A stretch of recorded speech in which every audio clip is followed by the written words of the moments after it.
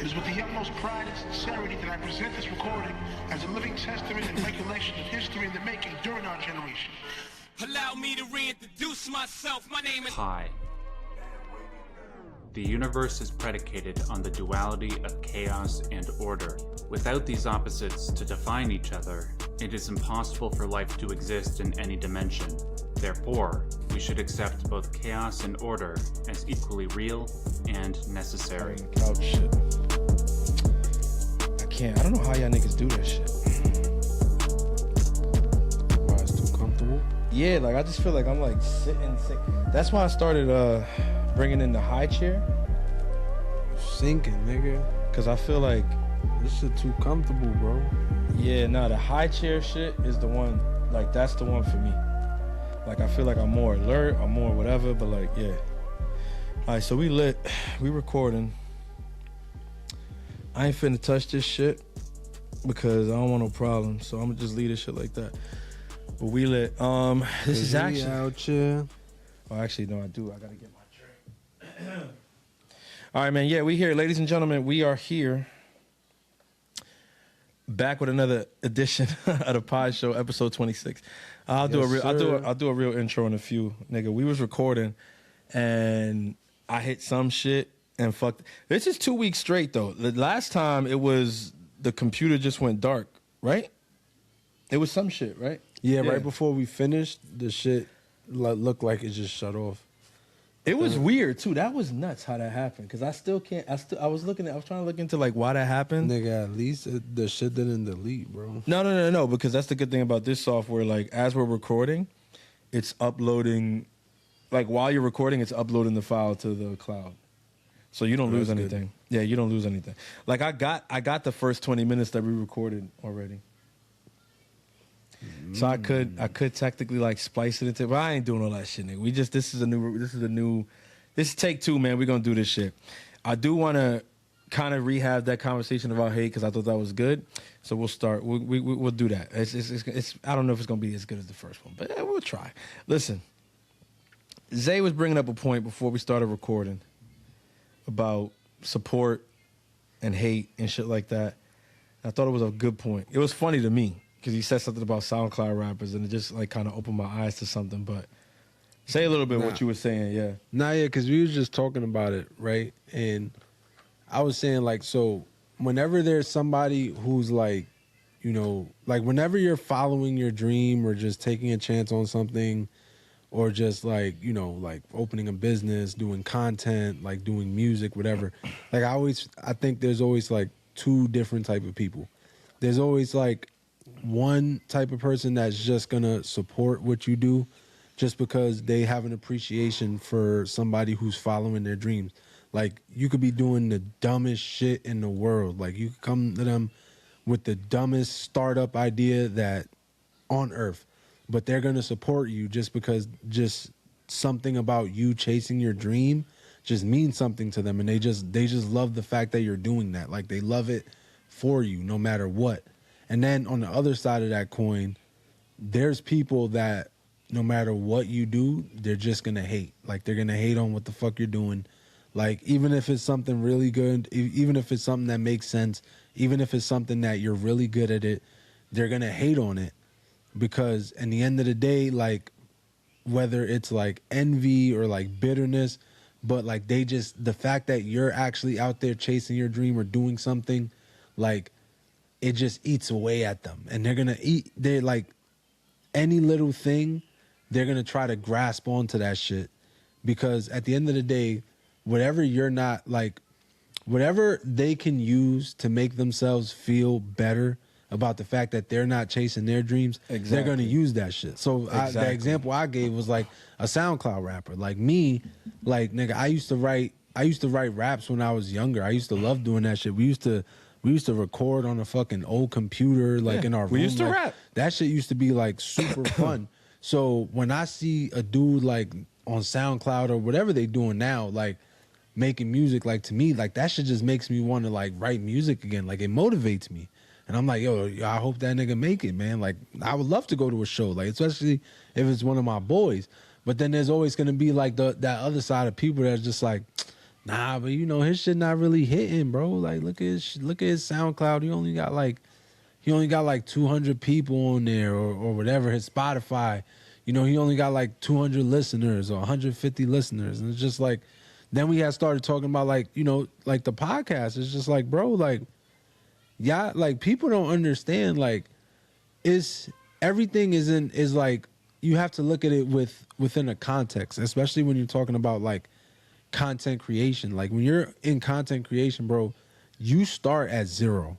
So when people say the word, oh, you only have this much, you have to understand that context of like, bro, like we started at zero. So if you look at any, like even this podcast, if you look at our numbers, it's just like whatever it is, 20, 50, 100, like that's 50 more than what we had when we started. Like if we get 50 views on an episode, like those 50 individuals mean something to me because at the end of the day, like, bro, we started at fucking zero. And it's one of those things. It's like everybody thinks that they can do it, but you don't understand, like, until you do it, you won't have an appreciation for 20 views on a video. Exactly. Because you haven't done it. Because you haven't, like, people don't and niggas don't, and what's the biggest reason that niggas don't do the shit? Because they scared of niggas like them. Exactly. That's gonna say like, oh, but you only got 5 views or whatever. Because like, yo, bro, niggas don't understand until you hit upload on that YouTube video, and then you go back the next day and you click to watch your video and you see 1 view, and that 1 view was you. Like niggas don't understand that. Like, yo, and niggas bro, also don't know how this shit works. Has been in, yeah, like this shit has been in the world for 24 hours and nobody has clicked it. Like when you experience, but niggas don't see it though. It's what they don't. This is what I try to tell people all the time. I feel like niggas get so caught up in the likes and the views and like the engagement and everything. And I'm not saying that shit is not important. That shit is the most important thing in the content world. It is. It's a fact. But when you're starting, it's actually the least important thing. Like to start, I feel like when you're starting in the content world and you're doing this shit, whatever, like, bro, you gotta get the reps in. And these reps before the engagement comes, these is the most important fucking reps. Cause like now it's like, yo, you getting your shit tight for when you have all the eyes on you, when you got everybody seeing this shit. Right now is that time. So like when you post that YouTube video and you go back and it's the 1 view or whatever, that doesn't say shit about the content you posted. Yep. You gotta remember, like, nigga, algorithms exist and they are a thing, and everything runs on fucking AI and algorithms. It's not even real people deciding whether or not to push that video or not. Mm-hmm. Like, so niggas will see that and they'll be like, oh damn, like I took a L type shit. And it's like, nigga, you took a L what? Cause a quadratic equation didn't push your shit? Like, that shit is not real. That shit doesn't exist. It's not a person. Like, so when you go back in 24 hours and you see that you don't got whatever, it's like, bro, if I took that attitude, or if I take that attitude even today, right, I wouldn't do any of the shit that I do. Because my baseball content, like compared to other people who do baseball content, I feel like I put out the type of content that I put out in that realm is better than a lot of fucking people who have crazy fucking followings. As a matter of fact, a lot of time I'll say a take or put something out there way before these people. And then they go and put out the same exact take, the same exact shit I was saying, and it does 1 million views and it gets hundreds of thousands of likes and all that shit, whatever. Yep. And I don't get tight. I used to get real fucking mad. I used to get tight as shit. But I don't get tight anymore. Why? Why did their shit go viral and my shit not? Because of a quadratic equation. That's why. Because there was an equation that saw their shit and said, this is the bigger account. This is the account that has the bigger following. This is the account that whatever. So we are just going. It doesn't matter what the fuck they post. It's going to push it. But me, because I'm up and coming, a smaller account, whatever, it's like my shit got to have hella natural motion before the algorithm decides it's going to pick it up or not. And it's like, so that's like, that shit is not a barometer for if your shit is good or not. I feel like when you're starting this content shit, whatever, you really aren't going to know if your shit is good or not for a couple of years. And I think people think I'm crazy when I say that shit. Because I've said this shit to people, but then they're like, oh, I don't know, whatever. Like, if you're good, like, it's going to catch on right away. Nigga, no, that's not how it works. Yeah, it doesn't. That's not how it works. Bro, we also gotta stop that. Like, we gotta be realistic about like what chasing your dreams and all of that shit looks like, because you know a lot of us are sold these stories about like what happens, or about like, you know, you'll hear the rapper talk about, yeah man, I just, you know, I was outside, I waited outside the studio for 4 hours, I gave this person my demo, and then next thing you know he called me, and then shit, 2 weeks later he takes me on tour. And it's like, bro, these stories are very beautiful, but like the vast majority of people don't get it out the mud that way. Like, there's a reason they call it getting it out the mud. This shit is difficult. It is supposed to be difficult. It's a very, very slow burn, and it's hard, bro. Like, I'll be honest with you. Like, for me, it's hard because it's just like, bro, I'm a very glass half empty person. So it's hard for me to look like, you know, like it's hard for me to look at it, you know, to look at a 1 view or a 5 views or whatever and just say like, damn, bro, like what are we still doing? But it's so true that like the most important thing you do, the most important thing that you can have isn't even views in the beginning. It's just consistency, right? Because when you do start to get those views, the reason people are going to fuck with you is the consistency. Like, not only what is this person doing, like, does this person take what they're doing serious, right? Yeah. And what does that look like? Like, if you're somebody who talks baseball, like Yankees go on a 7-game losing streak. Oh, well, this nigga ain't post a video. Yankees go on a 7-game winning streak. Yankees ain't post a video. Oh, but then he posts a video next month. But it's just like, as a baseball fan, you wanted that consistent. Look, where was you when this was going on? Because that's what you want to see, the consistency. You always want to, like, for me, like, I listened to, like, I used to listen, not used to, I listened to, like, sports radio and shit. One of the reasons I listen is because consistency. But yeah, you washed. Some of the people, only washed people listen to sports radio. Nah, bro, it's cause at work, bro. Like, at work, I listen to. I'm fucking with you, bro. I run out of, and that's actually how I talk shit about Michael K, and I'm probably one of his most faithful listeners. I listen every day. No, but that's why I listen, because it's just like, it's just consistency, bro. Every day at 1 p.m. You could trust him to be there. You could trust him to be there, unless he has the fucking Yankee game that he's doing, which you understand, right?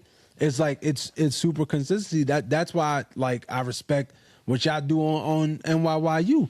Nigga, Pete is calling every fucking game. Every single You're game. there barring every fucking Sunday. every Friday. Like, every Friday too. Like, it's just consistency. Like, I just know, like, I can set an alarm in my phone for Sunday night, and I know, like, I'm not going to log on there, and instead of Pete and Francis, is going to be Jimmy and John talking about the Mets today, because it's just like, nah. But that's what it is. Like, when you're doing something, like, people, that's what they look at. Like, so when you think those first couple of episodes don't matter, or maybe your first couple, like, albums, like, I always thought that shit was crazy. Like, when somebody gets famous for music and then you go into their catalog and they got like 16 albums, I'm like, nigga, who the fuck was you making music for? But that's what you gotta see. Shit. Imagine, but when I see that, I'm always like, and imagine if they stopped. Yeah, because like the first album wasn't a hit. And I think that's my thing with this generation that we live in, is that a lot of these people from this new generation will give up if the first shit is not a hit. If they don't go quadruple platinum on the first shit, they give up. And I'm like, yo, that's not how life works. Yep. Like, so many people don't figure shit out until they're 40, 45 or whatever. You got kids giving up at 20 years old. They're giving shit up at 20 years old. That's crazy, gang. That is absolutely nuts. It's diabolical. And we also live in a world where you gotta niggas slide over too, because I'm like, most using the camera, but like, yeah, that's better. I'm like, my bad. Yeah, part of using the camera. I'm like, that's kind of weird because only 2 of us here, so yeah. Now I was gonna say also, like, and that, like, part of the reason niggas is giving up is because of the niggas that we spoke about, like the type of niggas that just hate, bro, and they be like, oh, like, nah, bro, this ain't working out, bro. Maybe you should do something else, or maybe you should do something that's more realistic, or maybe like, oh, you too old for this, or you're like, too old for it. Like, but that's my thing. So what's realistic anymore? But if you really think about it, what is realistic? What does that mean? Because in a world where we've seen a reality star become the president of the United States, Yeah. You mean to tell me that if tomorrow I wanted to go out and say, yo, I'm gonna fucking go, I can't give it a shot? Like, I'm just saying. fact.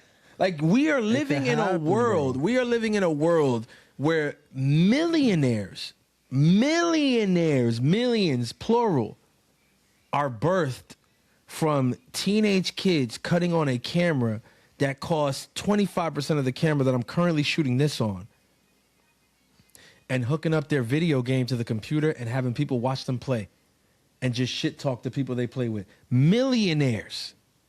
Like, you mean to tell me in a world where that shit, and people are going to say, yeah, but you got to understand, like, those stories are 1 in a million, 1 in a million. It's not as 1 in a million anymore. Nah. It's not as one, and that's my thing, is that, yo, it's not as 1 in a million anymore. And people still have this attitude that, like, as if we're still living in the fucking 70s, where it's like, I don't know, like, you're telling people, like, oh man, Mom, I'm gonna be a movie star, and they're like, come on, kid, stick to your studies. It's like, it's 2026.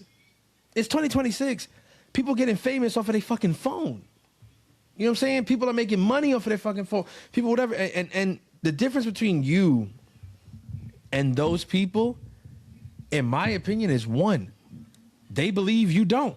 That's it. To me, that's the biggest difference between people who are finding success in the things they're passionate about and people who are working 9 to 5s and just complaining that their dreams never came true. The difference is belief. The difference is faith. Nah, that's a fact. Like, to You me, gotta that's what it be- is. Like, Bro, you gotta be like fucking just, and that's what I will say. Like, a lot of people fall off because they don't have that, like, maybe I don't know if belief isn't the word, but it's just like, for you to actually like chase something, like, you have to be like, can't nobody tell you nothing about it. Like, you just Exactly. have to, like, you have to have that. Like, bro, you're like the closest person to you, whoever that is. Like, you have to believe in yourself to the point where the person whose opinion you value the most could tell you, yo, I don't think this is working out. And you're like, yeah, whatever, fuck you. Like, I'm doing this. Because, like, that's the only way it works. Like, you got to have that delusion. Because, bro, the truth is just that none of this shit is realistic when you think about it. Yeah. Like, because you think about it, it's like, all right, yeah, a lot of people make money off of this, but a lot more people fail. So when you think about, like, just the numbers aspect, nigga, if everyone thought, like, oh shit, like, damn, bro, most people don't make it in the music world. Most people who make a podcast don't do. If you think about it from that lens, like, nobody should try anything. You know what I'm saying? Exactly. Like, no, like, you're never gonna believe in yourself. Like, if that's what you look at it for, like, you have to believe that you're the one. You have to believe that, yeah, like, they start, like, 1 million people started. There was a crazy number a few years ago. Like, when podcasts were becoming popular, it's just like, I think it was like millions or thousands or 100,000, right? Like 100,000 people. I would believe that 1 million new podcasts start every year. Yeah, like, I would believe and that. they were saying that, and then it's like, when you look at that, it's just like, wow, bro, and I would like, say 950,000 of those same podcasts quit within the first year. yeah, and it's just, so when you look at those numbers, it's just like, it can be like very discouraging, because it's just like, yo, bro, like, most of these people, like, give up on this. But you have to have that delusion, and if you don't have that delusion about what you do, then it's not your thing. Like, if you like doing music but you don't feel delusional about music, like, nah, I can make it because I am better than what I'm hearing. Like, if you don't feel that, then maybe music's not your thing. Exactly. Because a lot of people have to differentiate something that they're good at and an actual dream. Because people will say, like, oh, you're good at this, you should do this. But if you don't feel that calling, like, if you don't feel that commitment to it, you're never going to feel like that delusion that pushes you past the haters and the doubters and the it's not realistic, and the, oh, bro, you're 30 years old, why are you still rapping? Oh, get a real job. Like, you need something that's going to push you even when the world tells you that you can't do it. And I think, like, you got to just, like, expect that people are going to tell you that you can't do some shit, and just do it anyway. Like, yeah. I can't tell. Listen, I know. Look, people, you know, because people also prefer to talk shit not to your face and behind your back. So, I mean, to my face, I've never heard anybody come to my face and be like, oh, you know, this nigga, see, I think he gonna do this baseball podcast shit, but, you know, that shit's not gonna, you know, I don't know who he thinks he is. He's not gonna make it with that. Or oh, now they got the podcast, you know, with him, G, Momo, Zay, whatever, and it's just oh, that shit's not gonna work out or whatever. Or any of the other shit I do. And it's like I'm sure plenty of people have these conversations. Nobody's ever said it to me, but I'm 1,000% sure that these conversations take place. I'm here to tell you. We don't care. You know what I'm saying? We don't care. We don't care. We don't give a bro, I don't care. We do not give a fuck. No, I don't. And why? Because at the end of the day, it's like, look, doubt me. Don't believe in me. I don't care at the end of the day. I'm not doing this for the people that don't believe in me. I'm doing it for the ones that do. And that's where I'm at with everything that I'm doing right now in life. Like, look, the last year, the last whatever, like, bro, I've met new people. I've worked with different people, whatever. And especially as of recently, like, I am more inspired than I have ever been doing this content creation shit. I've always obviously been inspired because I started doing this shit back in 2018. So there was always inspiration there. But I'm talking about right now in 2026, this is 8 years after I started this shit, and this is the most inspired I've ever been because of conversations I've had, rooms that I've been in, things that have happened, transpired, that I'm like, okay, like, and am I inspired because, like, I got $1 million check sitting on the table somewhere for me? No. Am I inspired because like this deal came through? Whatever? No, nothing like that. I'm inspired because I feel like somehow, some way, this shit has finally pushed me towards the avenue that like I probably should have went down a long time ago and just didn't. And I'm like, fuck, like, okay, good, or whatever. I ain't gonna talk about it here, but, well, not yet. Eventually I will. But I'm just saying, like, being at that place, I'm like, okay, like, it's good to see because it's like, that's what I believe in. Like, that's where my faith comes from, is that I know that God always puts you on a path and always puts you where you need to be at the time you need to be there. So, like, everything happens, like, leading up, building up to different things in your life. Like, I was talking with G last week after we recorded, and I was talking about like how things happen with Cado, and I was like, you know, what's crazy is that I remember I went on that pilgrimage, and I was at the pilgrimage in Spain, and we went to a place before we went to the World Youth Day with the Pope. Yeah. We went to a place before that. It was a cathedral, and they told us, you know, ask for a grace, but ask for a grace that's like tied to your vocation. And I was like, you know, God, show me my wife. I want you to show me my wife. But I said it already knowing who I wanted my wife to be. So I was like, show me basically that she is my wife, because I know that she's my wife. And if God is not the fucking greatest, the very next day, that's the first time in my life that I ever laid eyes on Cado. That's the first time, and I'll never forget that fucking day. I'll never forget that day. I could tell you what she looked like, what she had on. She had on the yellow shirt that they gave you at the World Youth Day thing, and she had on these shades that were white frames with black lenses, and she had 2 pigtails, like braids or whatever. That's the first day I laid eyes on her. I didn't know her. She didn't know me. We didn't know shit about each other, nothing like that. That's the first day I saw her. The day after I asked God to show me that. And I had no idea. Literally had no idea. Nigga, I saw her and I kept it moving. Nigga, I didn't say a word to how to do. I went on about my life. Nigga, it was 4 years later that I actually started dating her and all that, whatever. And then I was like, oh, yeah, I did. I actually saw you for the first time at World Youth Day in 2011, whatever. And it was like, huh, what? Yeah, that's when I saw you for the first time. But I still didn't put 2 and 2. I put 2 and 2 together after we got, like, close to getting married. I was like, oh, shit. I remember, like, yo, I asked God, like, yo, show me my wife. And he dead-ass did. He dead-ass showed me her. But I didn't even fucking know. And I was like, that's crazy because that's how he works. My intention wasn't pure. I was asking him, I was like, yo, show me this. But I was saying it already wanting something different, you know, in my heart. So he said, I'm going to show you her. But the problem is you are coming to me with a doubleness in your heart. You're not coming to me with the purest intentions. So though I'm going to show it to you, you ain't going to be able to see it. Yep. That shit is nuts, brother. Because I'm like, yo, he legit showed me. And I didn't even fucking know. Like, that's the beauty of shit. So I'm saying that to say, like, shit had to, you know, build up to that. Like, what's the shit Cam you said? Turmoil had to build. Like, shit had to build up to that. And then eventually it's like, okay, nigga, we here now. This is where you're supposed to be. Well, I finally feel like in content world, I'm almost fucking there. Like the shit with the MOIU stuff, we're about to launch from the studio, first DS, tomorrow night. Obviously, when you guys are hearing this, it's last night. But if you ain't watched it, definitely go to MOI Underground on YouTube and watch the latest episode of Designated Spitters that we will have shot from the studio. But that's only part of it. Yeah. That's only part of it. I'm doing a lot of other stuff.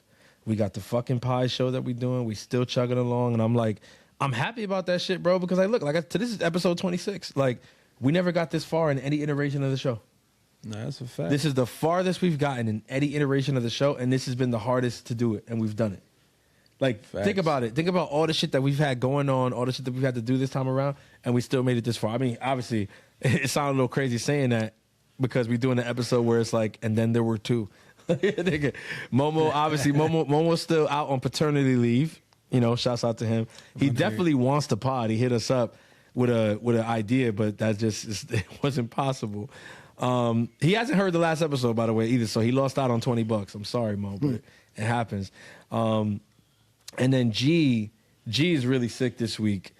And then he also just hit us up and said that his daughter's also really sick. So prayers up to them. Hopefully speedy recovery from, for them. Yeah, Facts. Straight up. Gotta get, and that's why. And I can't talk about meeting my wife and all that without saying our wedding anniversary is Tuesday. Hey. Yeah. So 9 years. Tuesday we make 9 years married. So shouts out to. Bro, where does the time go, man? I know. Feels like that shit was yesterday. Where the fuck does the time go? It feels like that shit was yesterday. I mean, if it was yesterday, I still would have had a chance to get out of it, but nah, I'm fucking around. She knows I love her with all my heart, and I wouldn't trade her for the world.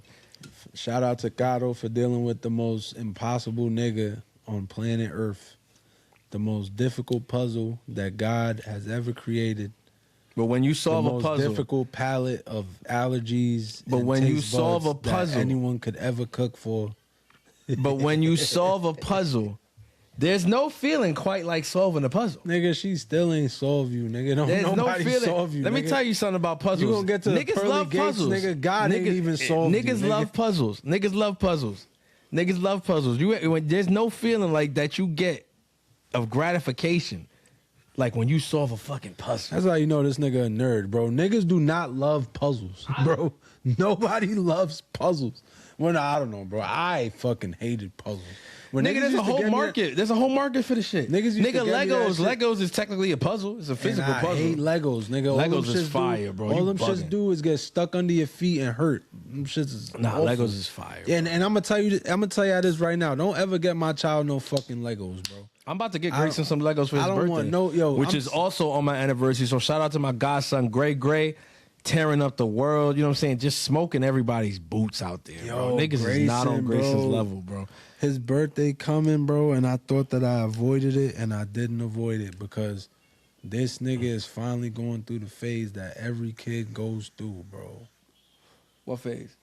6, 7. Oh shit, bro! It's worse. It's worse that your kid is on it now. Started doing it, bro. Like he started watching. Because all the other kids stopped it. Yo, bro, that shit. It's like an addiction, bro. Like they can't. That's why niggas was trying to say that shit was demonic because they was like, it might yo, be, kids dog. Can't stop saying it. I'm like, no, it's not even. When he first watched some videos, but we had shit like that too that we couldn't stop saying. No, that's a fact. I'm trying to remember one that we used to say when we was younger. I mean, all type of shit, bro. Like, I mean, why's that? The shit from Scary Movie. Niggas was doing that shit. That shit definitely. It was mad shit. And we used to just say dumb shit. Like niggas would come to school, we used to just be like, yo, are you gay? And he'd be like, no. All right. Does your mother know you're gay? And it'd be like, huh? No. It's like, I don't know why you gay then. Man. Exactly. Like, you should have told her. I don't know why. Like we do all type of stupid shit. The name 5 cereal shit. Like every time you remember? Yeah, exactly. Name 5 cereals. Like, yo, bro, come on, every time somebody talk about the shit that today's kids do, I'm like, bro, we used to do like legitimately dumb shit, like legit. And the difference with us was we didn't have another idiot on social media that we saw do it first, and we just following the trend. Just did it. We just came up with the vibe, and we just did it. But trends passed by word of mouth back in the day, which was actually pretty dope because like you would go to like different places and see people on different shit. No, that's a fact. Now with social media, some shit will get trending and then everybody all across the country, all across the world, globally is doing the same shit. But the dope shit about when we were growing up is that social media wasn't a thing. So like we had shit as Brooklyn niggas that we did. Bronx niggas had their own shit. Harlem niggas had their own shit. Queens niggas had their own shit. You know what I'm saying? Then you left New York and you went to like Philly and they had their own shit. Facts. You went to Florida. Florida had their own shit. Cali was on their own shit. Texas, they was the South. They was on their own shit. Like I feel like now shit'll be trendy and then everybody's just on the same wave. Like that's why it's so hard to find originality or whatever because everybody's like, oh, that's the wave. I'm jumping on that. Like that, you know what I'm saying? Like, I'm gonna do that. Doing the same shit, bro. It's so different. Like when we were growing up, I felt like traveling was just such a different experience because people were just on different waves, and I feel like that's what made like being from different places. That's what made it dope because you would actually see different things. And people don't have that same need to like be original like that. People don't do original shit. They don't try their own thing like their way with their sauce because they feel like if I do that and it doesn't get like 100,000 likes and I don't get like 50,000 followers, then like I'm a dub. Like it didn't work out, whatever. And it's like, and so they're afraid to do it because they feel like they're not getting rewarded for their originality. And I'm like, that's an unfair thing because people don't realize like when you open up a brand new account on Instagram or you start a YouTube channel or you start whatever it is that you start, like your shit is not being put in front of people. Yeah. Like promotion, that's why promotion is so important. That's why we're always ending every episode saying, yo, support is free, like promote. Because right now in the stage that we're in, that's what's gonna help us grow. Now, once you've already established a base and everything, that's when the algorithm starts to push your shit and put your shit into, you know, in front of new eyes and new people and stuff like that or whatever without you doing it on your own. But in the beginning, you're putting your content out there and it's being judged by a quadratic equation. So you're getting tight and getting sad. Like, yo, people don't fuck with me, man. My shit is whack. Maybe I am trash. It's not and it's like, nigga, it's not even people. It's an equation it's telling the algorithm. you. It's an equation that don't fuck with you. Like, you don't sit there and think people don't fuck with you because the algorithm don't fuck with you. The algorithm is AI and equations, bro. Like, that's not a real person. It's not a real thing. The algorithm, and it doesn't necessarily reward originality.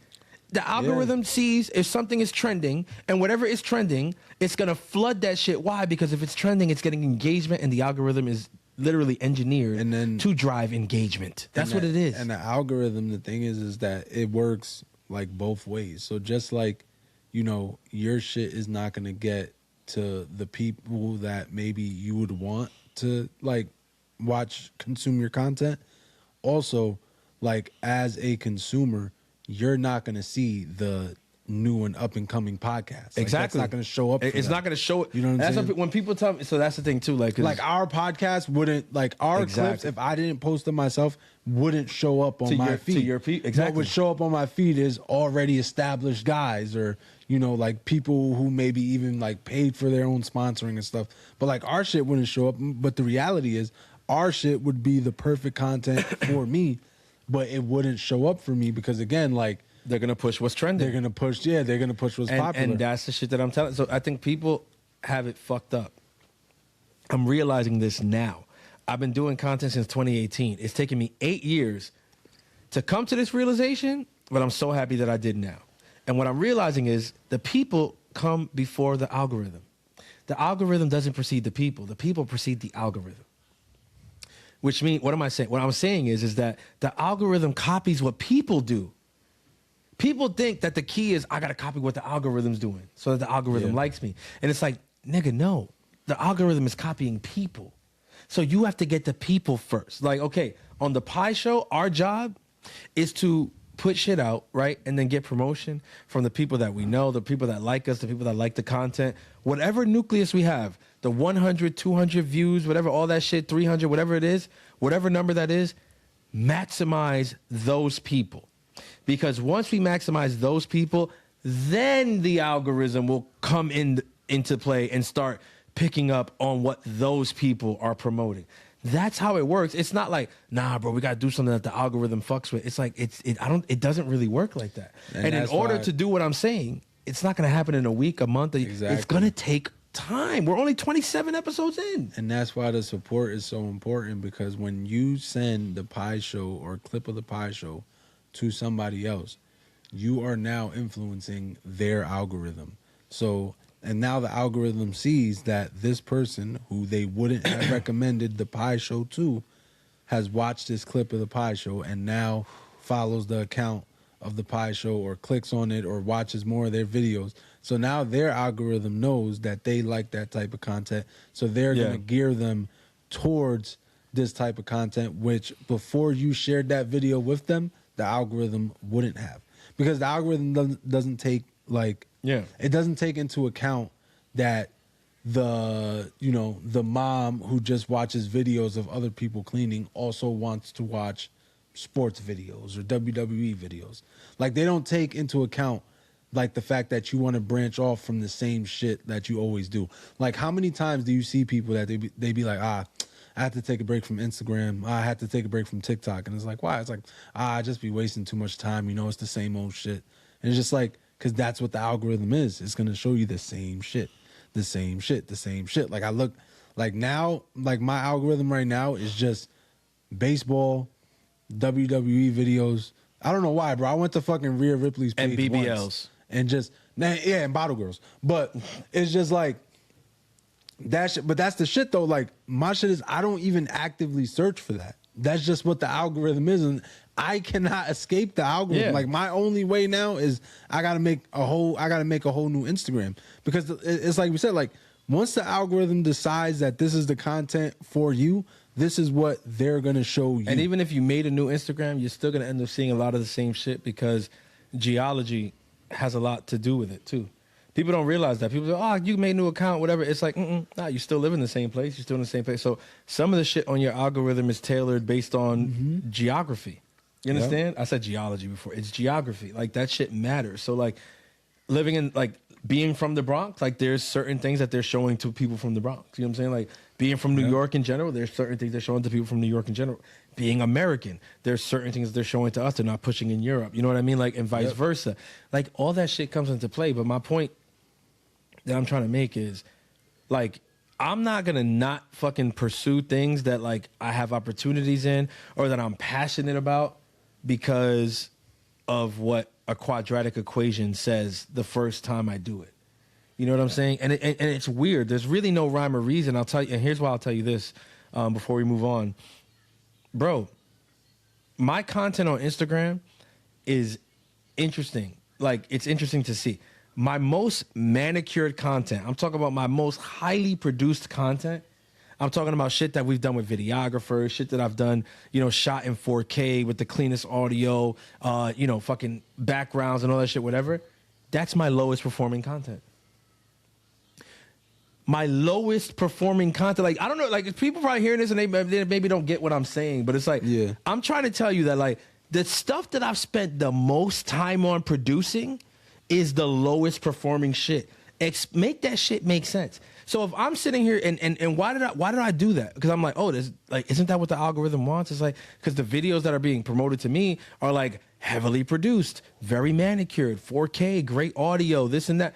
So I'm like, okay, that's what the algorithm wants. So that's what I got to do. On paper, so, that's what works. So I went and I did it.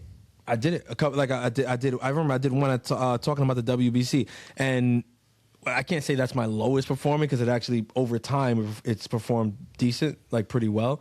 But I did that one. I got the good background, pulled the camera closer, was able to do it in 4K. Audio's clean, points are good, concise. The time limit is pretty good too. I think it's under 3 minutes, all of that shit. But I have a video that I shot. It literally took me, 3 minutes to do? It's like a 1 minute long video, me in my car talking about Cam Schlittler.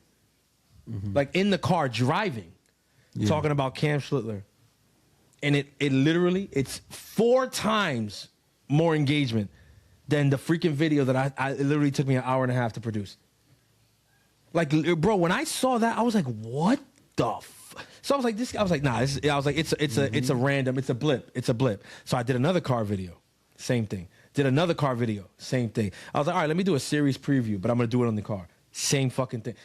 Explain to me, make it make sense that Instagram, when it comes to me, Francis Lee, Don Franciscito, whatever you know me, Cito Leo, however you know me.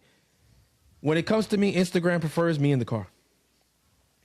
The consumer does, apparently. Me in the car driving or whatever. I'm talking about no fucking high-res camera, no fucking $500 microphone, no fucking program that costs money. None of that shit. It don't give a fuck. It don't care about none of that shit. I get in the car and cut the iPhone on and talk for a minute. Instagram loves it. Explain that. Explain it. So that's what I'm saying. If you're gonna sit there and play algorithm games, you're gonna drive yourself crazy. Just do the content. Do what you want to do. What you want to freaking do. And I'm telling you, it is. When it's really crazy, is what I said before on the other part that got cut off because the camera bugged out. Is that, bro? If you'd have asked me a year ago, like, okay, like, what type of content are you the best at? I would have said baseball.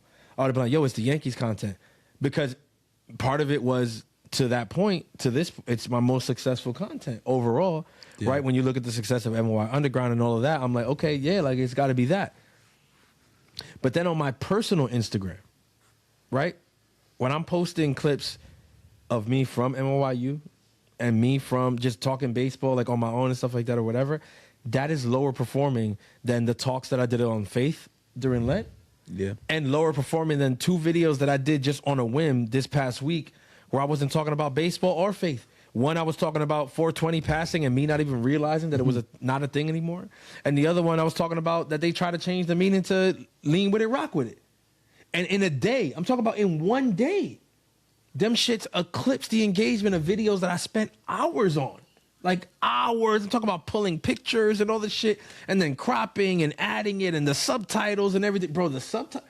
Bro, I mean, I can't tell you how, like when I fucking realized this shit, how pissed off I was, nigga. Like, I pay for services. Because you put in mad work.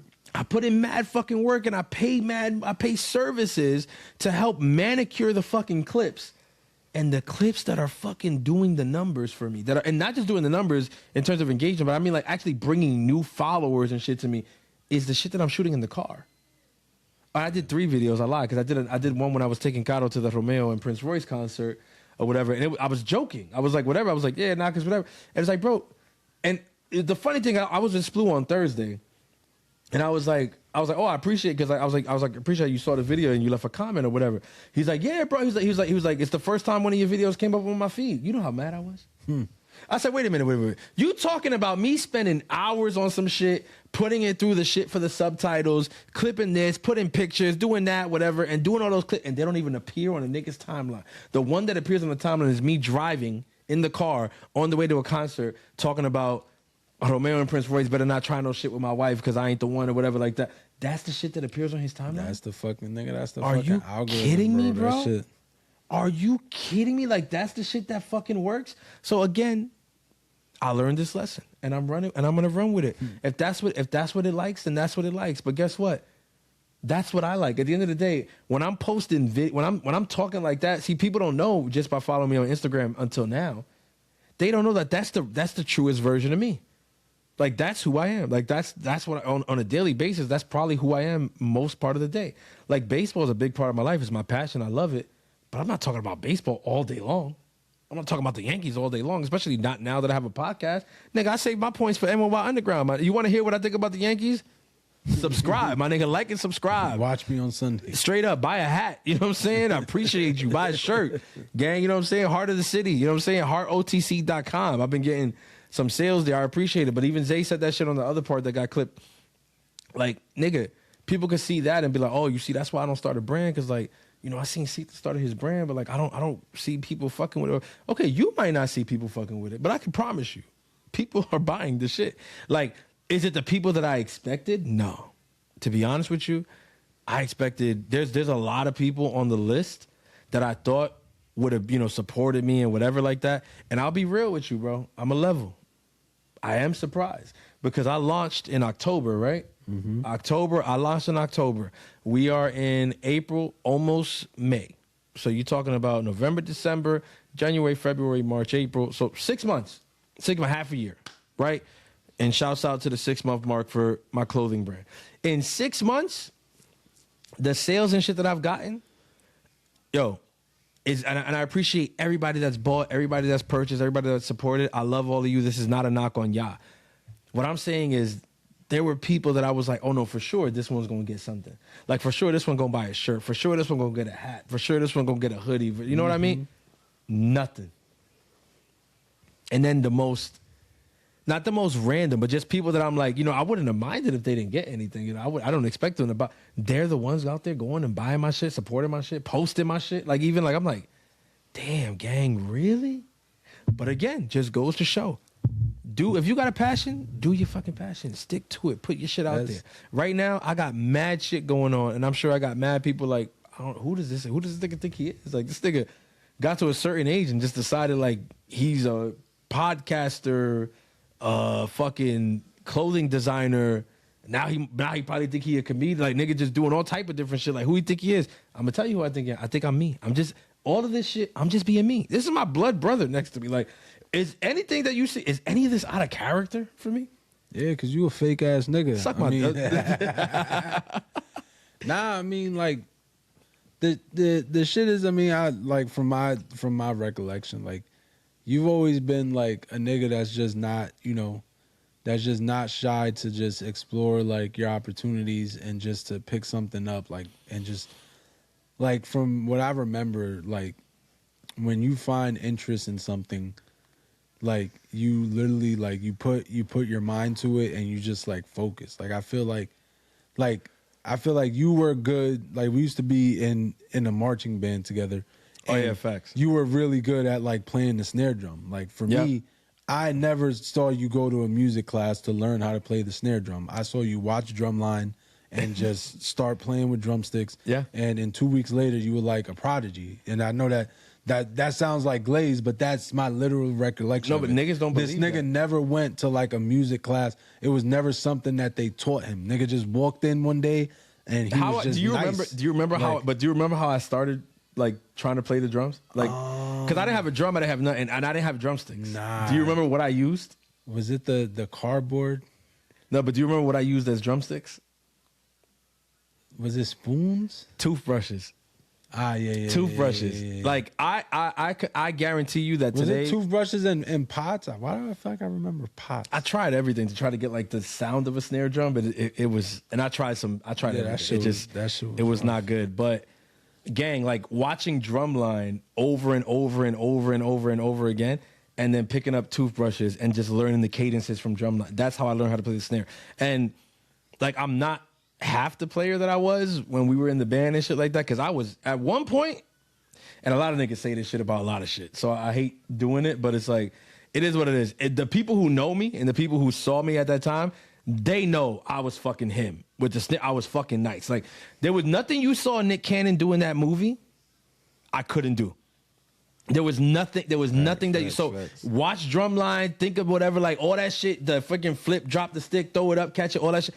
All of that, nigga, I did all that shit. That sounded a little bit crazy. So I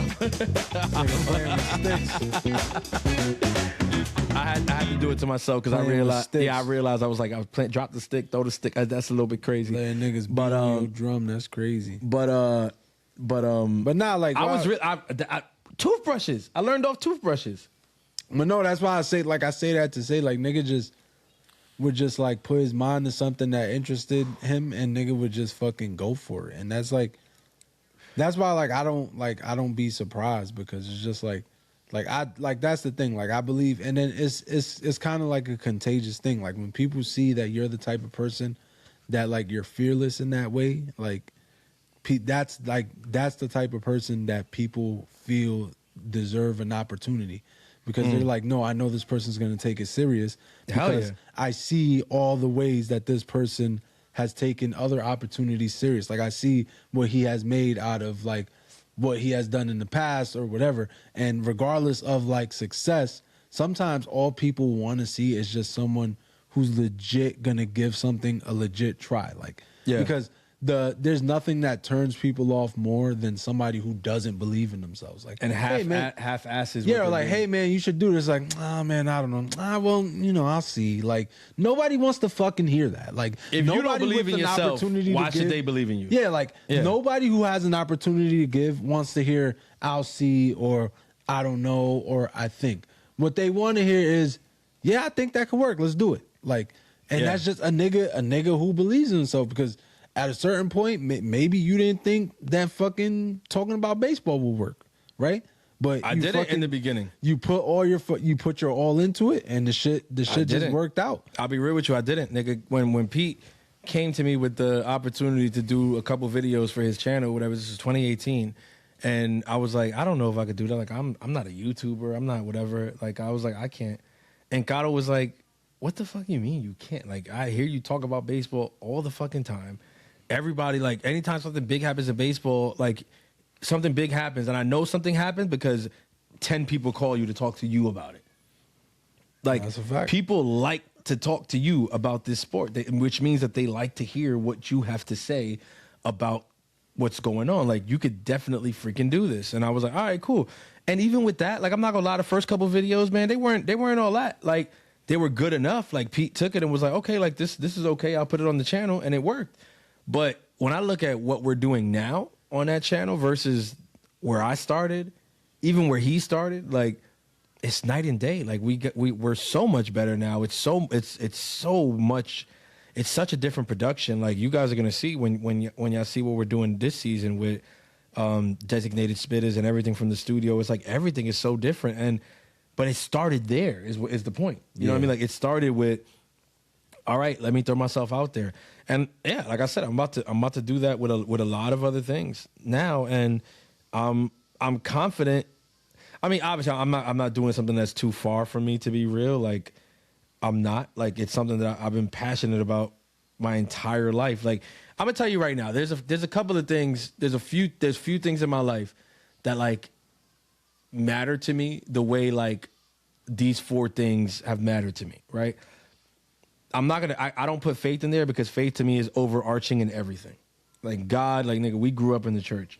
Yeah. Our parents were in the church. They were in the way. Like, we grew up in that. So that, to me, it's unfair. Like, I can't compare that to anything else, because it's always gonna trump everything else. It just is. But for me, what's like sports, nigga, I've loved sports since I was a child. Like, bro, we watched the Yankees as kids in Brooklyn. You know what I'm saying? Like, watching playoff games, being told to go to sleep in the 6th inning, and then, like, sneaking and going to watch the rest of the game. Like, you know what I'm saying? Like, shit, like, you know what I'm saying? So sports is like, that's everything. That shit is ingrained. Then you got like the music aspect of it, right? And that's why, like, you know, we ended up, both of us, like, dabbling in, like, making music and everything like that and whatever, like, because, like, music has always been a part of our lives, and it's always been a passion. Like, for me, it's a freaking passion. Like, I love rap music. I love hip hop. I feel like it's something it's in the DNA. I think G said that on one episode, you know, months back. Like, yo, like, it's like part of who I am type shit. And it's like, yeah, same. Like, that's why I ended up, like, doing that. But also, like, there was a part of me that was like, yo, like, I'm smart. Like, I write lyrics, whatever. To me, it sounds good. Like, I wanted to, like, try it with other people, and yeah, I tried it, and other people would tell me the same thing. Like, nah, yo, you nice, like, yo, this is good or whatever. Now, did it work out? No. Did I try for it to work out? Like, really, like, go and, like, whatever. I think I gave it a kind of like a cursory look, but I never put my all into it. I never did. And then, I mean, like, so I'm saying you got sports, you got music, like, I mean, you could throw comedy in there, like, nigga, just my love for stand up and all of that shit. Like, bro, did I make you watch Delirious? Yeah. All right, Delirious was the one you watched. Did you see Raw yet?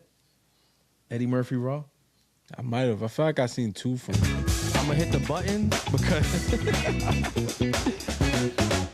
I gotta hit the button, because in 2026, Eddie Murphy would not have been able to call that special Raw. That just sounded a little wild, but I feel like I seen 2 of his specials. So that might have been the 2. Okay, so then, do you remember Vicious Circle, Dane Cook? Yeah, that one I remember. Okay, do you remember how many fucking times I watched that shit? Yeah, it was a lot. Yeah, I feel like you used to watch everything a lot. Like, yeah, no, I used to watch everything a lot. Like, it's also, I do the same like, with nigga movies. used to binge watch the same shit over and over. Yeah, instead of just moving on. Because when I like something, like, I become obsessive about it. So, like, but Dane Cook was one of the stand-ups, and it's weird because, like, he's not my favorite comic by any stretch of the imagination. But Dane Cook, Vicious Circle, to me, like, that to me that was his peak as a comedian. Like there's no argument. I don't think anybody could argue with that. But I mean, also just in comedy in general, Dane Cook. If you guys like stand up comedy, if you're into that kind of thing, and you haven't seen Dane Cook Vicious Circle, that stand up, go and watch that. Like, bro, that to me is a comedian just flow state, fucking genius, like in his fucking bag for an hour. You know what I mean? Like he did Dane Cook, like he did him for an hour, and like it was just, and that's why I played that shit out, bro. Like I mean, me and Johnny watched that shit a million times. I think Izzy definitely saw it with us. Yeah, I made you watch it. I made bro. Anybody like bro, I made mad people watch it, like whatever. And then moving on, obviously, then you had the newer ones that came in. You had like when Cat Williams had his run. Obviously, the what's it called? Was it American Hustle or was it Pimp Chronicles? There was one of those that because whichever the one is where he does the Cryptochronic Come to Light and he has the green on, that one, that is the one for me with Cat Williams. Like that one is fucking. That to me that was Cat Williams' peak, and it's not that he's not still funny. He had one that came out recently. It's funny. It's not the best, but it's good for sure. He's amazing at what he does. But like that one. Yeah. When he does, it's the Cryptochronic Come to Light, nigga, or whatever. Like that one, that was the one. Like that was the one. I watched that shit 1,000 freaking times by myself. Like that's the thing. That shit was mad funny. Gang, this is what I'm talking about. It's not like like I like stuff but it's like I like it, like do it with people like no. Like I'm talking about when it comes to sports, music, comedy, and but like this is shit that I will do alone. Like I will sit down in my crib and turn on like an album. I'll play Blueprint, just chilling. I'll put on fucking Cat Williams. I'll put on fucking Dave Chappelle. Let's not even fucking talk about. Like Dave Chappelle, all them shits that he did with Netflix, man, I played them shits out. Equanimity, The Bird Series, like just played them shits out completely, bro. Because I feel like there's such a genius in stand-up comedy, the way that some people do it. You know what I mean? And I relate to that because I feel like I don't think the world puts enough respect on how powerful being able to talk to people is. Like, yeah, that's a fact. Look at what we do at the church, like the catechesis, right? Like, what is the basis of the catechesis? Like, what is the freaking sauce? What does it? How is the faith transmitted? Just like fucking people talking. Yeah. People have to talk. You know what I mean? Yeah. And it's like, these are people who aren't professional speakers. They're not fucking orators and whatever. It's like, no, it's regular freaking people that get up there and give their experience in a room full of people. Could be 10 people, could be 20, could be 30, could be 40, could be 50, 60. It doesn't matter. You get up there and you talk. And somewhere along the way, you know what I'm saying? The Holy Spirit does his thing. And people are like, oh shit, like God, he might love me. Like he loved this dude and this dude ain't shit. According to him, he's saying it, not me. Like he's saying he ain't shit. He's saying God still love him. I might have a shot. I ain't as bad as this nigga. This nigga sound terrible. And he up here talking to the church. Like, and that's how it works. I don't think people put enough respect on that, how powerful that shit could be. I think Dave Chappelle is a genius who's realized that, like, bro, comedy is the conduit for me to send a message to the world. And like he does it in such a genius way. I mean, he's a genius, bro. Yeah.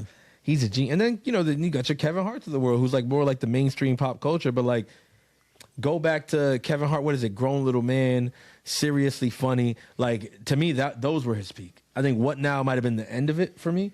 Like his last ones aren't like bad, where I'm just like, oh my God, this guy's terrible. He should give it up. No, but I mean, when you go back to like Grown Little Man, seriously funny. What Now? Like I think those are on like their own level. He definitely peaked. Yeah. And I'm like, that shit is fucking.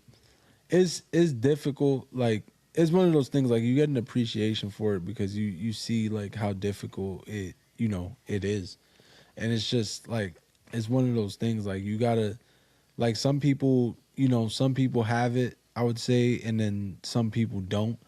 But you'll never know if you have it, like if you don't actually just go up there and just give it that shot. Like for me right now, like our community is doing like the Great Mission, and it's just like, bro, asking people to give their experience, that shit is like fucking pulling teeth. Of course, it's just like because That shit is scary. And the shit that I mean, people for always tell me is regular like, people, yeah. like, oh, but it's easy for you. I'm like, no, it's not fucking easy for me. It wasn't easy for me for a long time. But you know what I realized? Like, I realized that, like, yo, when you get up there, bro, what you say is not actually like important.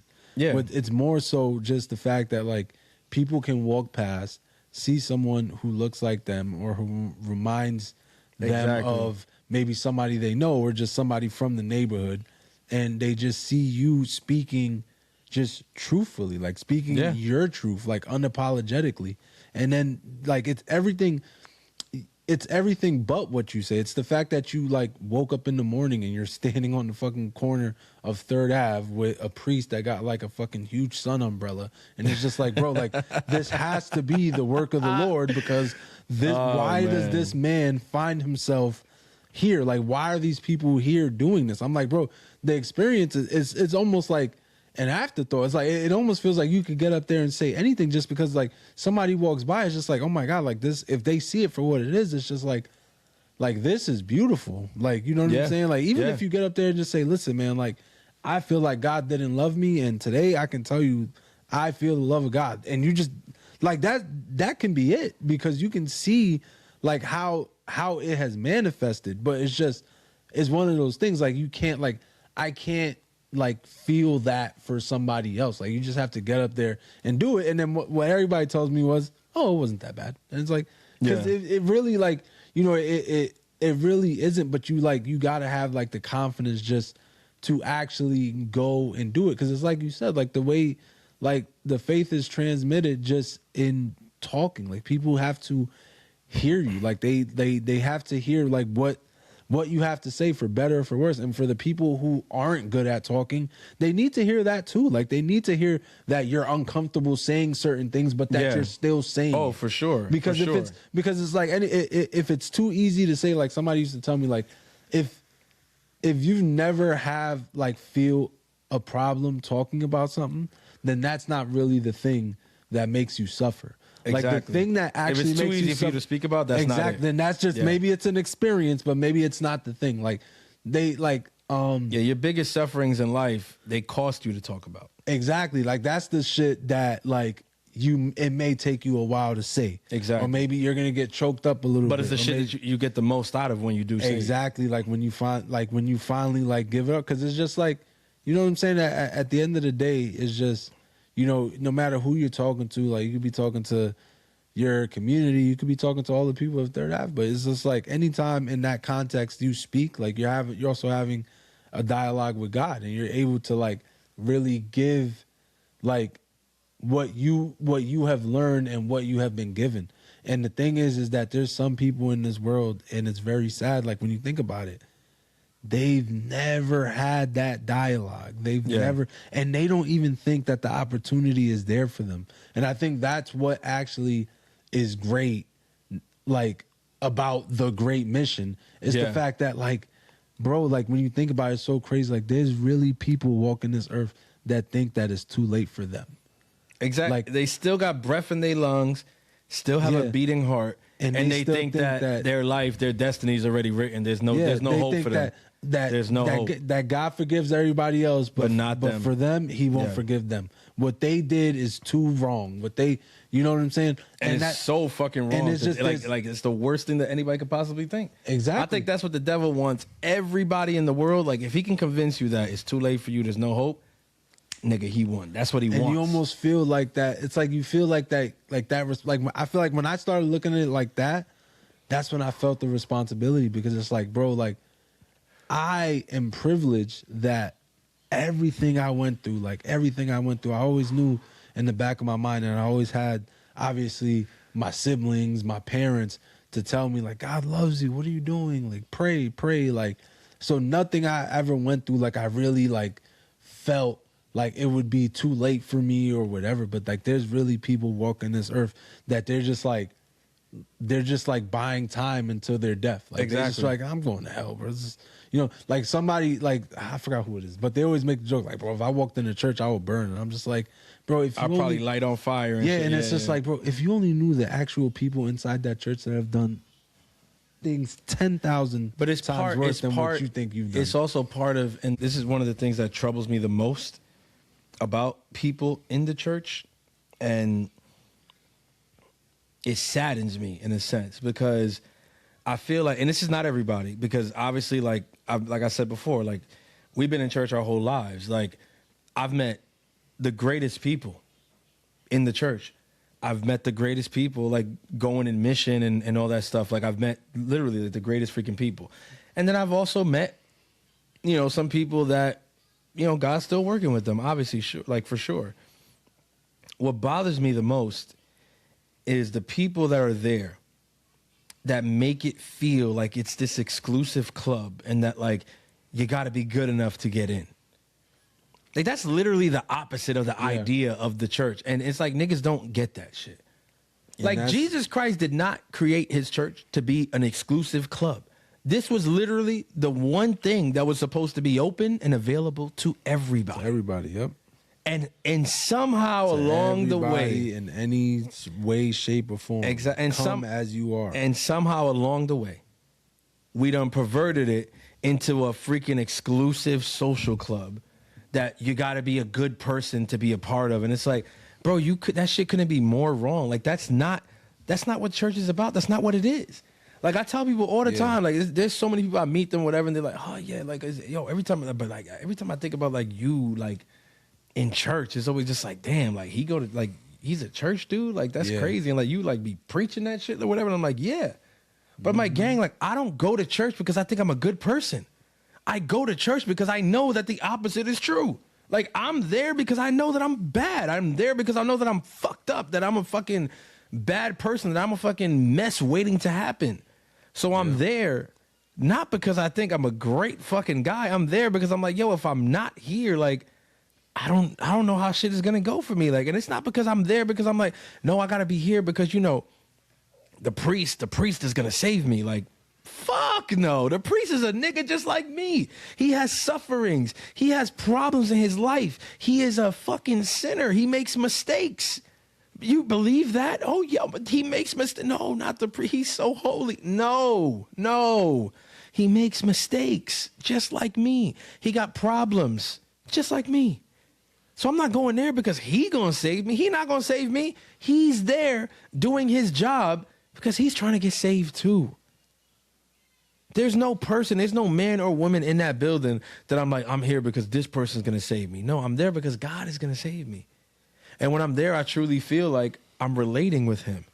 But I don't feel like I'm relating with him because I'm doing it through the priest or I'm doing it through the people that are there or whatever. Not that doesn't happen sometimes, because there's for sure many moments where I'm like, okay, I'm relating to God and I'm doing it through the brothers and sisters that are with me in that moment. Or I'm relating to God, but I'm doing it through this particular sacrament that involves this priest and who's doing a service. Yes, for sure. But I would say more often than not is when I'm there, there's an intimacy, there's a one-on-one that I feel in this place. And that's why I'm there. And it's not because and again, I don't get that because I'm good enough to do it. Like I have just, my sins are, just small enough that I can have that experience. That's bullshit.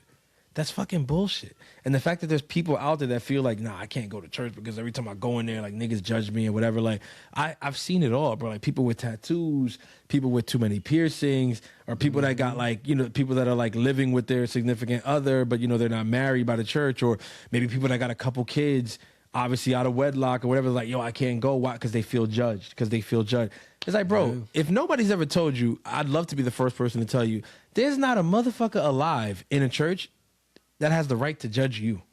I don't care what you did. Mm-hmm. I don't care what you did. You could have literally just finished banging somebody on the way to the freaking thing. Nobody in there has a right to judge you. Nobody in there. Nobody in there is better than you. Nobody in there. I don't care what they look like, what they sound like, how they present themselves to people. That's bullshit, gang. Like, no, that's not what it is. And I say it saddens me because I'm like, yo, I know a lot of people that I'm like, I feel like, yo, they would like, fuck with like going to church and, having a relationship with God and all that. But what messes it up for them is not even God, it's the people. It's always It's the people. man. It's the people is what fucks it up. Like that shit is nuts to me, bro. Like it's just like it shouldn't be that way. It shouldn't. Obviously, you know, that's a utopian mindset thinking that like one day we can get to a place where not. It's You always know gonna what it be is, like though? that, It's and God because- allows it. So because- it's always gonna be like that. It's because like some people are just naturally like pretentious and classist, but the problem is that they don't have the necessary like education, they don't have the knowledge, they don't have the success, they don't have the actual riches to be that way.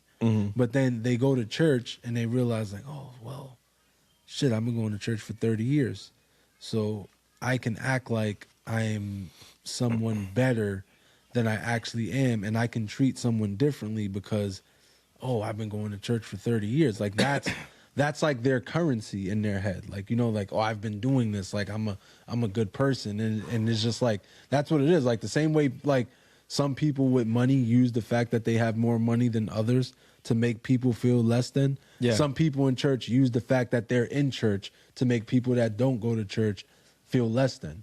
And That's- it's just like that's crazy. it's like the opposite, but I know that it's an actual thing that goes on because there's a lot of people that say that they've stopped going to church over their experiences with people in the church. With people. And people Because who it go don't to church, it don't be God. God is Exactly. not those people.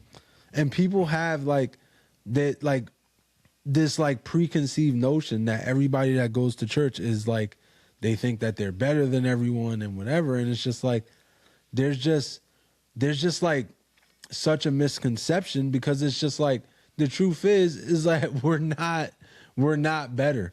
What I would say is that the one thing that people who don't necessarily go to church know is that the people in church are probably worse than you. And they're probably worse than you because Yes. they know better than what they do. And do the same shit And that you do. And Yeah. you don't. Yeah. Because when you're Or you might not, yeah. like when you're in a relationship or whatever and you're living in the world tells you get in a relationship, fornicate, like have sex, like that's a normal thing. Facts. When you're in church, that is very discouraged.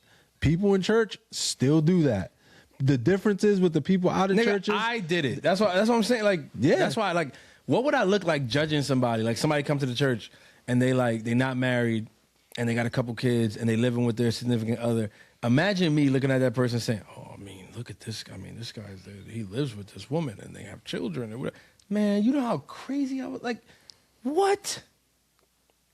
Who am I to look at that person? Like, bro. And not only did I do it, but bro, fuck the fact that I did it. I did it. But the key is that I did it, and God forgave me. God, till this day, forgives me for every fuck up, every mistake, every shortcoming, every fucking error in my ways. He forgives me. Because at the end of the day, he made me. He knows that I'm fucking weak, that I'm gonna fuck this up, that up, that. He knows. He knows. He knows. My decision that I have to make is, do I want to accept that forgiveness or not? That's what it is. That's all it is. So going to a place and having people think that they could look at you and think like, "No, I'm gonna judge this person because what?" Gang, no, it don't. It ain't. It's not. That's not what it's about. That's not what it's about. And the thing is, looking at people thinking like it's a kind of currency, that just tells me like, yo, y'all don't. Like, y'all might have been in the church 30 telling you, bro, years, it's bro, like- it's but like- you don't know what you're not listening. it's You're like not listening. like faith currency. Like No, that's- I believe you, and Mo- I know yo, it's bro, true. I know it's true. I've nigga- seen it. Nigga, Momo used to talk about it all the time, bro. The moralists, the people who just like, they just think that like, oh my God, you know, why do you listen to this music? Why do you do this? Why do you do that? Because they feel like, no, we go to church, we have to be buttoned up. No, We- and God we- bless- we God have bless to the be- people. You know what I'm saying? God bless the people that are like, you know, I don't listen to this music because, you know, like, no, you know, I know it's not good and whatever for you. God bless you. God bless you. God bless. I listen to the music that I like. God forgive me if he thinks it's wrong. But I listen to the music that I like. It's a form of entertainment for me. I don't live my life according to that music. If you bring up the point that you believe that some people can be influenced and pushed to do things based off of that music or live that, it's a very real point and it's a valid point. I understand that, which is why I am careful about some of the things that I put in front of my kids who are still impressionable. But I'm gonna call a spade a spade. At my ripe age of 34, if I go out tomorrow and do something, I'm not blaming it on a fucking song or a fucking movie or a fucking reel that I saw on IG. Fuck no. If I go out and did this because I wanted to do it and that's it. I think people live too much of their life looking for excuses as to why they did this and why they did that. Bro, you did that because you wanted to. Bro, everybody wants to have something to blame. And my shit is, look, my people thing, don't want to be accountable for their decisions. Everything is the music, the schools, the movies, the society in general. Especially parents. Like, I hate to hear that from a parent. Like, oh yeah, you know, because he's been watching this now, and all of a sudden now he's violent. Nigga, no, your kid is violent. Nigga might be fucking a mental case or something. Like, or also just be real about like what's in your children. Yeah, like you know what I mean. Like if one of my kids, or he probably seeing you beat the shit out of your fucking husband. No, or some shit, you know what I'm saying? Like, also too is what I'm saying. Like, look, if one of my kids come one day and do some shit that I'm like, what the hell? Like, this just started crashing out or whatever like that. You think I'm gonna be surprised? I am a crash out. Exactly. These children have my DNA running in them. So if one of them comes out to be a crash out, I'm not going to blame the tablet. I'm not going to blame YouTube. I'm not going to blame Netflix. I'm going to blame me because I am a crash out. Which one of your kids do you think is most likely to become a crash out? Probably Aria. She the most. I would say she the most like me because she's the most on 10, like at all times. Is that how she got the good or bad? Yeah, like her good energy be a lot too. Like Aria's pops. I'm giving nothing but energy. That's Aria. Like, everywhere she goes, she's giving nothing but energy, gang. She don't care. Like, and she's just unapologetically herself, which also really reminds me of me. Like, she don't care. Like, she is who she is. Like, and I also see like a lot of talent. You know, I mean, obviously like her, Claudia for sure. Like they're very gifted. And they're not afraid to like just be who they fucking are. But bro, I'll tell you like this, the one thing that like really puts that all into perspective to me is the gospel itself. Because like for people to, you know, be in the church or be around the church or be faith-based people and feel like they're better and live that way, I'm like, listen, man, that's cool, do you. But remember that there is a verse in the Bible, in your Bible, that is in your home right now. That same Bible that you probably ain't opened. Right? I mean, you might post a quote or two on Instagram every now and again, but you know that good book that's in your house, you ain't opened that shit in months. And that's cool. I ain't here to judge you. I ain't here to judge you on that. You know what I'm saying? I ain't tripping. That don't got nothing to do with me. I am. I'm just saying. Open that book up and check out that verse that says that there's gonna be prostitutes and murderers and all types of shit that are gonna get into heaven before you. And then ask yourself why that is. Because that's something that stays with me. You know what I'm saying? That is something that stays with me. That gospel, when Jesus is literally saying like, yo, there's going to be people that's like, Lord, Lord, but I was preaching in your name. Like yo, why do people gloss over? Why do you think that's in the Bible? Because he knew where this shit was going to go. He knew that there was going to come a time where there was going to be people in the church that were going to feel holier than thou and be like, I'm better than this people because I go to church every week and I give this much money and I'm this kind of way and I'm that kind of way. But they judge everybody else who's not like that. And he says, in truth, I tell you, you're going to get to the gates of heaven and I'm going to be like, yo, I don't know who you are. And you're going to be like, what? Nigga, I was in the streets. I was like, yo, Jesus, God loves. I was preaching. I was catechizing. I was singing. I was doing everything. Yo, I gave mad money. Yo, I helped out that priest. He needed help. I went. I did this. I did that. I did whatever. And he's like, yeah, but you judged. You judged. Exactly. You was Aaron Judge on that motherfucker. And because of that, I don't know you because I don't judge people like you do. It's like that shit right there, that verse, that one passage right there. I'm telling you, that is the number one passage in the entire Bible. That shit lives rent-free in my mind all the time. Because that shit, bro, niggas be performative, bro. Like that's what it is. Niggas be performative. And I remember, like, one of my favorite, I don't even remember if it's a gospel or whatever. It's like I think it is a gospel. And they read it, this year they read it in the beginning of Lent, so it was Ash Wednesday, where I don't know who's saying it, but he's saying like, don't be like the Pharisees and just like, you know, like don't, like, if you're gonna fast, but if you're gonna give alms, give alms. But basically, my interpretation of it, because y'all know how I am, my interpretation is, if you're gonna do what you're supposed to do for your faith, you do it and you shut the fuck up. You don't do it and then like I don't fast and then come to C's crib and say, yo, bro, my stomach touching my back. Yo, you know, bro, I've been fasting since the beginning of Lent, bro. Exactly. No meat. Yo, remember, I haven't been doing this. Yup. Because or it's like, yo, yeah, bro, like I'm broke right now. Yeah, cause, you know, I just ran into some dude. I hit him with like $500. And it's like, yo, and when I say it's performative, I'm not saying that like, I'm not trying to take away from whatever act that y'all think y'all are doing. What I'm saying is, but you not taking away from it. In reality, yo, that's how people see it. It's in the Bible, though. Like, you're not taking away from it. I'm not taking away from it. Jesus said it, my guy. He said it. In truth, I tell you, they have received their reward. You don't believe me? Go to Matthew chapters 4, 5, 6. Right, go Sermon on the Mount. Just go look, read that up right there. That's when he said, this nigga got the Sermon on the Mount queued up in his fucking head. If that ain't a catechism, gang, this nigga been to like 14 formation conveniences, bro. Man. Yeah, it's more than that at this point. I was trying to do the number the other day. And I got over 20. I was like, how many formation confusions have I done? Whatever. It was over 20. But gang, like, that's one of my favorite passages in all the Bible. That's one of my favorite passages in all the Bible.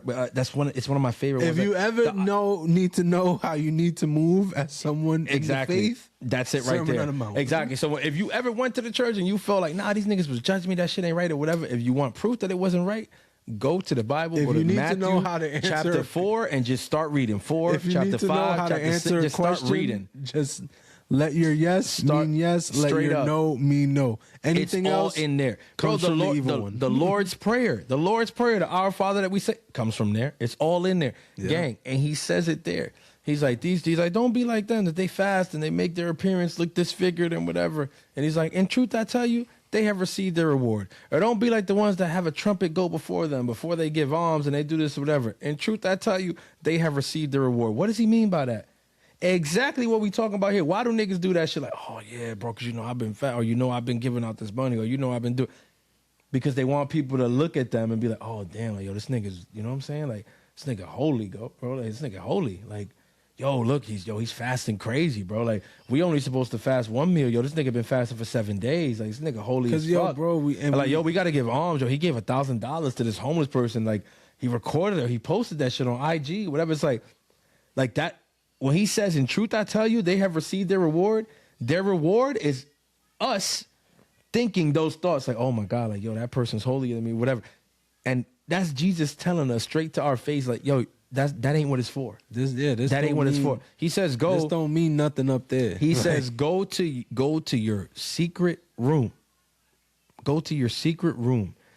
And that's not a secret room that you have in your house. That's not the meaning behind that. Go into your secret. That means go into the secret room in you, in your soul. In your soul. When he speaks about the room, when he speaks about that place, it's not a physical place. It's not your bedroom. It's not your man cave. It's not your whatever. No. It's your soul. When you do these things, you do this shit and you share it with your soul. Like, listen. There's things that I've done that become public and I don't like it. Like, and because when it happens, I'm like, okay, that's how I know I did it wrong. Because if people know about it and people talk about it, then I'm like, I ain't getting the graces from that. Because niggas know, and because niggas know, they probably had thoughts about, oh, wow, look, he did this or whatever. And it's like, that was a reward that I got, but it wasn't the reward that you needed for that. Mm-hmm. That's why there's a myriad of other things, and there's more things that I want to do and that I hope to accomplish and really make happen through the grace of God that nobody knows, and maybe we'll never know, and that's fine. Like, people know me. I think the people who like spend the most time with me and have grown up with me and stuff, whatever, niggas know, like, this nigga, he a generous nigga, he a nice nigga. Like, yeah, cool. Like, niggas could know that. There's nothing wrong with that. But like, just how far that generosity goes or just how much or whatever, no. And niggas don't have to know that. You know what I mean? And if I go my whole life, the less people that realize any of this stuff, the better. You know what I'm saying? Like that, and I'm trying to really get good about that now. Like, just really get good about that now. Play shit close to the vest. Do this, do that. Like, just really do that. Because at the end of the day, it's like, I don't want the glory from people here. I'm trying to get myself right so that I can be good when I'm out of here. Like, one of my favorite memes on social media is like, yo, the Bible, bro, you know what the Bible stands for, right? Basic instructions before leaving Earth. Bible. And it's like, bro, it's a joke, it's whatever, it's a nice meme, it's funny, but I'm like, yo, I'm literally treating my walk. Facts, yeah. I'm literally treating my walk in the community, my walk in the faith and all that like that. Like, at the end of the day, bro, this is for me to get my shit right before I'm out of here. So at the end of the day, like, what somebody else might think about how I'm moving, what I'm doing, the way I'm doing it, it doesn't matter. And I think that's why, like, I've become more free over the last two to 3 years, I would say. I've been through a lot. I've been through life-changing things. You know, we spoke about it here. You know, like I said, I lost my daughter, but there's more than that. Like, there's a lot of things that I've been through, whatever, that have really shaped me. Like, I've gone through things like in the church, in the community, and stuff like that, or whatever.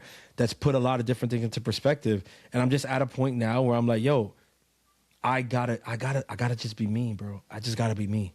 I just gotta be me. I feel like I spent a very long time trying to like fit a mold or just be a way that would like get me what I wanted out of my relationship with God and out of what I do in the church. And it's like, bro, that's not the way to go about it. It's not the way to go about it. At the end of the day, bro, God made me the way that I am. And he made me that way so that I could be true to myself. And at the end of the day, if being true to myself gets people to judge me, gets people to hate on me, gets people to talk shit about me behind my back, that's not my prerogative. It's not on you. That's not on me, and there's nothing I can do about it. At the end of the day, Exactly. They're gonna talk today, they're gonna talk tomorrow, no matter what I do. So, Because there's not enough people in the world that know that when you're talking about somebody or judging somebody, you're actually the problem. And I think that's what it circles back to when we talk about the issue with people in church making people who don't go to church feel uncomfortable about going to church, is that the people in church don't realize that when they judge others inside the church, the bigger problem is them. It's not what that person is coming into church doing. It's not that person is a murderer and walking into the church. It's just that you are acting like you can gatekeep the Father's house. That's the bigger problem. That's a good point. And a lot of people don't realize, like, your judging is worse because that person could have been saved and you're acting like it's up to you. Like, you're acting like you have a say in whether they should be here or not.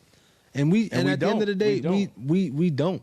And I'm not gonna lie and act like I don't judge niggas or I don't have my thoughts about niggas. Hell yeah, I judge niggas. But at the end of the day, I'm not gonna make a nigga feel uncomfortable because anybody who's heard my experience knows that shit. Why should I be in church if it's only for the good? Why am I there? I don't deserve to be there. And that's the point right there, nigga. I'm gonna tell you straight up like this: if church was only for good people, I'm gonna tell you two niggas you would never see in that bitch. The two niggas you see here. I'm telling you that right now, gang. Facts. If it was only for the goodies, the people that whatever, if that was the case for real, you would never see us in there, gang. Nigga, we done bonded over how bad we were back in the day. Like, oh, gang, man, look at the shit we used to do, man. Straight up. And I'm there, and like I said before, like don't let that point fly over your head. Like, gang, I'm there because I truly feel forgiven. Not by men. You know what I'm saying? Not by a priest. Not by a priest. I'm not there because a priest, you know, I went to confession one day and he absolved me and it was like, oh my God, yo, that guy forgave me, man. That guy forgave me. Let me stay in the church. Thank you, Father. No. I'm not there because the people in the church made me feel forgiven by like being, oh, don't worry, it's okay. Like, no. I'm there because I feel forgiven by God himself. And I don't attribute that to any other living, breathing person on this planet. I attribute that to the God that I believe is in heaven orchestrating all of this shit. And that's why I go. I don't go for the people. The people are sometimes a bonus or an obstacle. It just depends on the day. For me, honestly, it depends on the day. Some days I go, these motherfuckers is obstacles. I'm like, I can't. I'm sick of this nigga. I'm sick of this chick. I'm sick of this dude. I'm sick of everybody. And some days I go, everybody's an obstacle, but I stay anyway. Because I'm just trying to, you know what I'm saying? I'm just trying to relate to God. That's it. And it happens anyway. In spite of all the obstacles, it happens anyway. And some days I go and I'm like, I don't know, man. I'm not really feeling whatever. And the people there, they're not an obstacle. They're a bonus. I'm like, damn, man. Look at this person, man. This dude is real solid. Like, he's a good ass dude, like helping me, whatever, like that. Like this woman, like, yo, she really cares about me and whatever. Like that's really. Sometimes they're a bonus. It's a fact. But whether they're a bonus or an obstacle, ain't the reason I'm there, bro. Ain't the reason I'm there. Straight up, God, hold it down. Straight. I'm telling you, that's it right there. So Hold it down. We can wrap it up, man. I know. I mean, it's gonna be a shorter one, but it's good. It's good. Every now and then, throw out a little shorter one out there. It's cool. Nah, facts, bro. We gotta wrap it up. Yeah, we wrap. Rose gonna come in here with a crowbar. Yeah, no. We ain't trying to have that happen. So, this has been episode 26. Shouts out to Momo. He's still on paternity. I don't know if I said that on this one or the one that got cut off. And you know, G was very, very, very sick, and then also his daughter got sick tonight too. So you know, prayers up for both of them. I hope they recover and feel better soon.